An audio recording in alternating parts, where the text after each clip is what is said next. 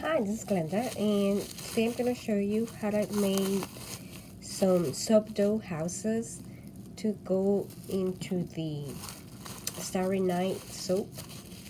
However, this could also be used to make, if you change the colors of the soap dough, you could make like a Christmas village, because I've done that too. Or if you use brown instead of white for the house, you could also make what do you call it, like a gingerbread house and such. So what I have here is red soap dough and white soap dough and black, and I'm trying to knead it to make it somewhat soft. I just got it out of the package.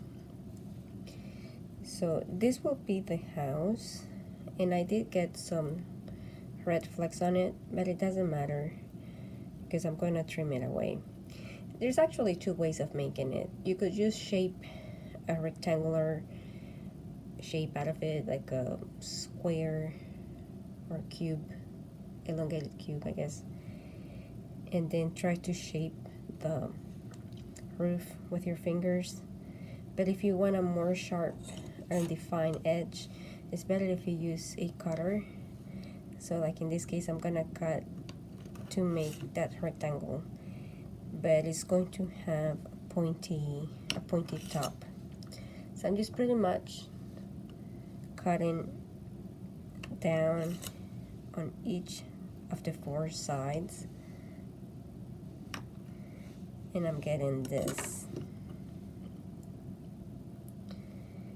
And this part, I'm just gonna cut it into at an angle to shape what will be the roof. So now that this is the shape that I have. So let me start over and do it from scratch. The shape of this house reminds me of the shape of the Monopoly houses, the ones that came with the game a long time ago when I was a child. The white soap dough, it's really solid at this point. And I think because of the titanium dioxide is the one that it leaves the most residue on my hands. And when you are working with soap dough and you have this residue, the best thing to do is just to wash your hands so that you don't pass these white flakes to the next piece that you're going to make.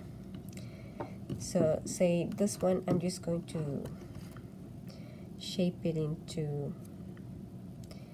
a very rough rectangular three-dimensional shape, and from this I'm going to cut it to make a really tall rectangle. So it's going to be taller than wider to make room for what will be the roof on top. So I'm just trimming away, and if you had a cookie cutter that was in square shape, you could also use that to do the edge. So when you have this shape, then you could put it on its side and just cut at an angle one part of the top, and then cut the other part like so. So now we have two bases for houses. One is longer than the other. So now I'm gonna go rinse my hands and to do the roof with red. I'll be right back. Okay, I'm back, and I'm also wiping my working surface. This is just a tile. So I have some of the red, and I'm going to make it flat. If you have a roller, you can use that, and you could also use cornstarch a little bit. It helps rolling soap dough so it doesn't get stuck to the surface. I'm not using cornstarch because I'm usually, I don't know, I don't have it. I don't think I had enough. to do it. All right. So what I do is that I scrape it off with the blade. And this is one that it's used usually for polymer clay. Or at least that's where you will find it if you go to Michael's or Hobby Lobby or your craft store. So I have this square and it's going to go on top. So I'm going to cut a piece that is about the same, actually slightly bigger than the house. So I'm gonna cut this extra much. And then I'm going to cut also slightly longer, wider than the house. Alright.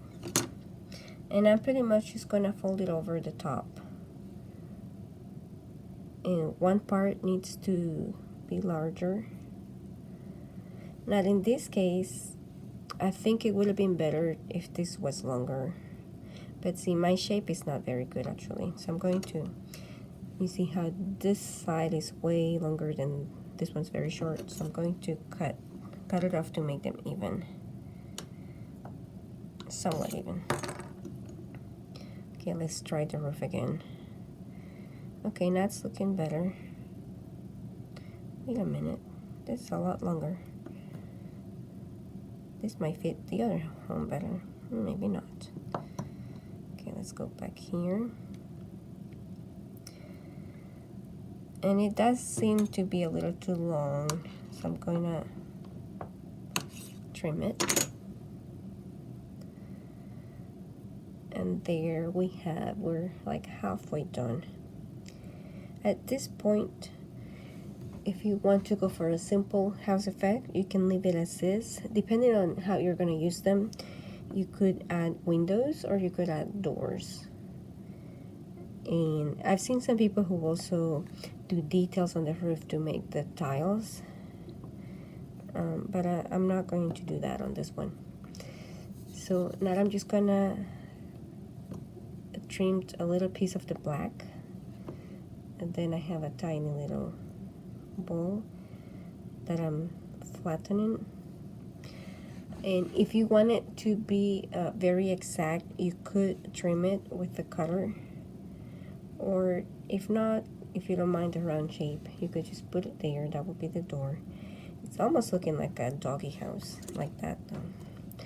So let's see what happens if we do trim it so that it's more, it has sharper lines. Okay, let me just stick it there. There we go. Now on the soap that I made, the Starry Night, what I did was windows. And because it's supposed to be 9 time, I did the windows yellow so that it will reflect, it will seem like it's light coming from the inside. But you could also, it depends on the color of the house.